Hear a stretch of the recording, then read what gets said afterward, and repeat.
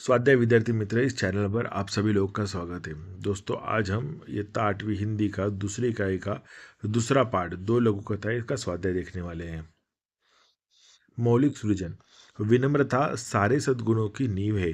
विषय पर अपने मन के भाव लिखो। विनम्रता मनुष्य को मिला प्रकृति प्रदत्त एक खूबसूरत उपहार है। इसके द्वारा हम स्वयं पर ही नहीं बल्कि दूसरों पर भी सकारात्मक प्रभाव निर्माण कर सकते हैं। विनम्रता में शांति की स्थापना करने की शक्ति होती है। वह कठोर से कठोर व्यक्ति को मृदु बनाने की क्षमता रखती है। विनम्रता के कारण मनुष्य का व्यक्तित्व ऊंचा उठता है। व्यक्ति विनम्र होकर ही योग्य पात्रता हासिल कर सकता है। विनम्र होकर समग्रता से ग्रहण करना सीखते हैं। विनम्रता के कारण हम दूसरों से जुड़ जाते हैं। जो व्यक्ति अपने जीवन में विनम्र रहता है उसका समाज में अस्तित्व हमेशा बना रहता है। विनम्रता को स्वीकार करने के कारण ही सिद्धार्थ गौतम बुद्ध बन गए। विनम्रता मनुष्य को महान बनाती है। अतः स्पष्ट है कि विनम्रता ही सारे सद्गुणों की नींव है। संभाषणीय। इंद्रधनुष्य के सात रंग रहे हमेशा संग संग। इस कथन के आधार पर कहानी बनाकर अपने सहपाठियों के सामने प्रस्तुत करो। इंद्रधनुष्य में बैंगनी, जामुनी, नीला, हरा, पीला, नारंगी और लाल ये सात रंग होते हैं। ये सात रंग हमें एक रहने की सीख देते हैं। जिस हर रंग का अलग अलग गुण है, अलग अलग संदेश है, फिर भी वे रंग एक साथ रहते हैं। उसी तरह हम सब एक दूसरे के साथ मिलजुल कर रहे और साथ साथ रहे। हमें इंद्रधनुष्य से यही सीख मिलती है। बैंगनी रंग हमें आध्यात्मिकता, ध्यान, विवेक, आत्मकल्याण और मनुष्यता से रहना सिखाता है। जामुनी रंग हमें निडरता और वफादारी से रहना सिखाता है। नीला रंग हमें समझदारी, न्यायप्रियता, सम्मान करने और विनम्र स्वभाव बनाने के लिए प्रेरित करता है। हरा रंग शांति का प्रतीक है, दया का प्रतीक है। यह हमें जीवन में शांति के साथ रहना और सदैव दूसरों पर दया करने की सीख देता है।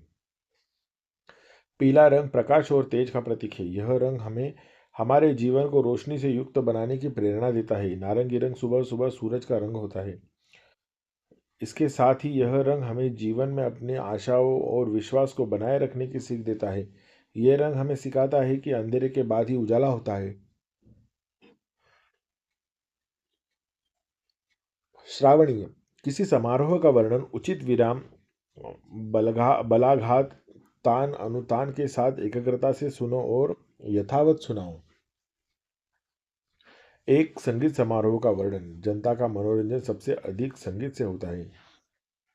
हर एक शुभ अवसर पर संगीत का कार्यक्रम रखा जाता है। कुछ संस्थाएं भी संगीत कार्यक्रम आयोजित करती है। वाराणसी, इलाहाबाद, कलकत्ता, बम्बई आदि स्थानों में हर वर्ष संगीत सम्मेलन हुआ करता है। एक बार बसंत के पूर्व वाराणसी जाने को हुआ। पहुंचने पर मालूम हुआ कि संगीत परिषद द्वारा आयोजित संगीत सम्मेलन चल रहा है। खुशी इस बात की हुई कि उस दिन पंडित रविशंकर का सितार वादन था। मुझे सितार बहुत प्रिय है, पर उस पर से पंडित रविशंकर का और भी एक बड़े से पंडाल में संगीत कार्यक्रम हो रहा था। स्टेज सजा हुआ था। कार्यक्रम ठीक समय से शुरू हुआ। उस दिन की बैठक में उस्ताद आमिर खां का गायन, अली अकबर खां का सरोद, पंडित रविशंकर का सितार, तालवाद, कचहरी आदि कार्यक्रम थे। अगीर खां के साथ अल्लाह खां साहब संगीत करने बैठे। खां साहब ने पूरिया राम में आलाप, बड़ा ख्याल तथा छोटा ख्याल गाया।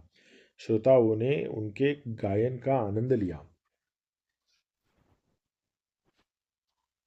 इसके बाद उस्ताद अली अकबर खां का सरोद रखा गया और उनके साथ किशन महाराज संगीत करने बैठे। किशन जी ने बड़ी अच्छी संगीती की। इसके बाद तालवाज कचहरी हुई। इसमें दो तबलिये, एक पखवाजी, एक खजरी वाला भाग ले रहे थे। आपस की लड़त में लोगों को बड़ा आनंद आया। प्रत्येक कलाकार एक दूसरे से अच्छा लगता था। अंत में पंडित रविशंकर का सितार वादन था। रात्रि के 3 बज चुके थे। पंडाल खचाखच भरा हुआ था जिस समय वे स्टेज पर आए। लोगों ने ताली बजाकर उनका स्वागत किया। 1 घंटे तक ललित राग में आलाप जोड़ बजाया। चारों तरफ ललित राग छा गया। ललित के बाद 1 घंटे तक भैरवी राग बजाया। भैरवी में 12 स्वरों का बड़ा सुंदर प्रयोग करते थे। बड़ी तैयारी के साथ तान तोड़े बजाए। झाले में तबलिए का नादिनधिना और भी मजा दे रहा था। इस प्रकार सुबह 5:30 बजे कार्यक्रम समाप्त हुआ। पठनीय श्रमनिष्ठा का महत्व बताने वाला कोई निबंध पढ़ो। श्रम यानी मेहनत करना। श्रम ही जीवन है, श्रम ही संपत्ति है।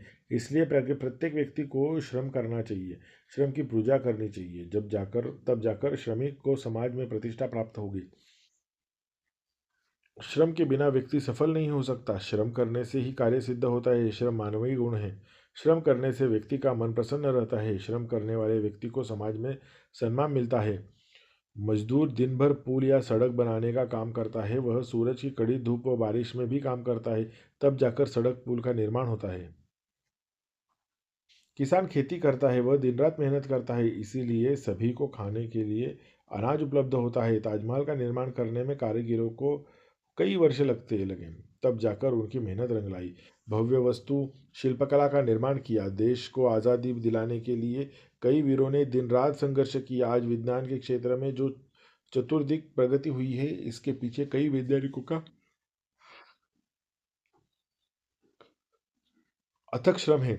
यह सब उनके श्रम का ही फल है कि हम आज़ाद भारत में विज्ञान का सुख भोग रहे हैं। अतः स्पष्ट है कि श्रम मनुष्य जाति व राष्ट्र की उन्नति के लिए नितांत आवश्यक है।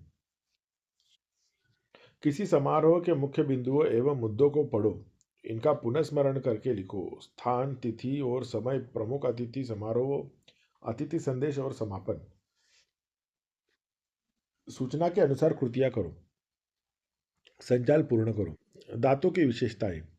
दांत पंक्तिबद्ध थे, एकजुट रहते थे, घनिष्ठ मित्र थे और दुस्साहसी थे।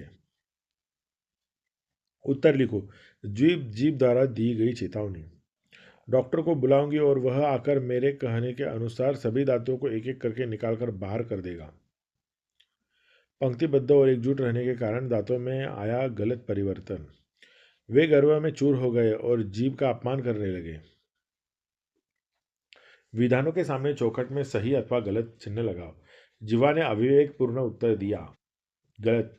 दांत घमंडी थे। सही। सभी अपराधियों को नियमानुसार सजा नहीं हुई। गलत। ठेकेदार पुराना था। गलत। उचित जोड़ियां मिलाओ। बहुमंजिला अधिकारी, नया ठेकेदार, सार्वजनिक समारोह। ईमानदार, इमारत, भ्रष्ट, अनुभवी, सम्मान। तो बहुमंजिला थी इमारत, अधिकारी था भ्रष्ट, नया ठेकेदार ईमानदार था और सार्वजनिक समारोह सम्मान। निम्नलिखित शब्दों के आधार पर मुहावरे लिखकर उनको अपने वाक्य में प्रयोग कीजिए। ईंट। ईंट का जवाब पत्थर से देना, मुंहतोड़ जवाब देना। वाक्य। सपना झगड़ा होने पर ईंट का जवाब पत्थर से देने पर विश्वास करती है। जान। जान पर खेलना, अपनी जान संकट में डालना। वाक्य। राकेश ने अपनी जान पर खेलकर तालाब में डूबते बालक की जान बचाई। पानी। पानी पानी होना, लज्जित होना। चोरी पकड़े जाने पर सुरेश पानी पानी हो गया। खिचड़ी। खिचड़ी पकाना, कोई षड्यंत्र करना। वाक्य। रमेश और सुरेश बड़ा डाका डालने की खिचड़ी पका रहे थे। उपयोजित लेखन। जल के अपव्यय की रोकथाम संबंधी चित्रकला प्रदर्शनी का आकर्षक विज्ञापन तैयार करो। जल ही जीवन है। ज से बनता जीवन व ल से बनती लकीर। जीवन रूपी लकीर यानी कि जल न करो, जल का अपव्यय न करो, इसे बर्बाद। यदि न हुआ जल संरक्षण, होगा जीवन विनाश। मैंने समझा, बुरे कार्य करने का परिणाम हमेशा ही बुरा होता है और ईमानदारी से कार्य करने वालों का सम्मान प्राप्त होता है। अतः हमें हमेशा सच्चाई व ईमानदारी की राह पर चलना चाहिए। घमंड से व्यक्ति का सिर नीचा होता है तथा विनम्रता से सिर झुकाने वाला व्यक्ति आसमान की बुलंदी छूता है। स्वयं अध्ययन। किसी ग्रामीण और शहरी व्यक्ति की दिनचर्या की तुलनात्मक जानकारी प्राप्त करके आपस में चर्चा करो। ग्रामीण व्यक्ति, शहरी व्यक्ति। यह सुबह 5 बजे ही उठ जाता है, यह सुबह 7 बजे उठता है। यह खेतों में काम करता है, यह दफ्तर में बैठकर काम करता है। यह शारीरिक परिश्रम करता है, यह मानसिक परिश्रम करता है। दाल रोटी या सब्जी खाता है, पिज्ज़ा बर्गर जैसी चीज़ें खाता है, रात को जल्दी सो जाता है और रात को देर से सो जाता है।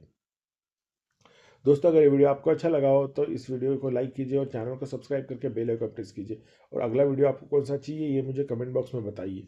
Thank you very much.